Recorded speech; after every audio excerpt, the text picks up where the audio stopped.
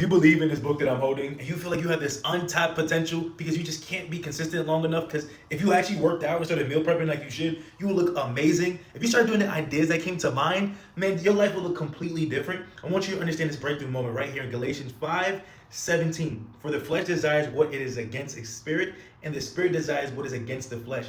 They are opposed to each other so that you do not do what you want. And understand this: once you have become saved, you have the authority over your flesh, but there are three enemies that you're confusing so that you don't actually understand what's happening in your life and what's blocking you.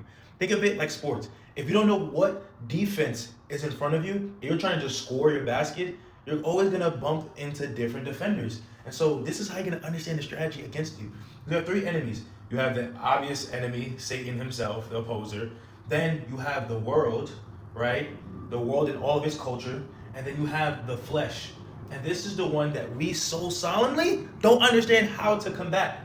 We know how to go against Satan. We know the schemes of the world, but our flesh is the closest thing to us, and sometimes we confuse it as grace. And so once we start feeling tired, we start eating more, being sleepy, and we start getting lazy and not moving around, this just gives more ammunition for the flesh to have control over us. And so the flesh and the spirit are at war. So whenever you feel these desires and urges for laziness, to just masturbate, to just give yourself any type of pleasure, even if it's in food form or just not moving, it is the works of your flesh. And so this is exactly why I created a system called the daily deposit, because every day we're called to bear our own cross. And every day we're called to make this deposit into ourselves. Meanwhile, the world, Satan, and our flesh are asking for withdrawals. You ever wonder why after you do doom scroll for 40 minutes because you want some you time, or you put on a movie, or you decide to just indulge in yourself, the next day you don't feel any better?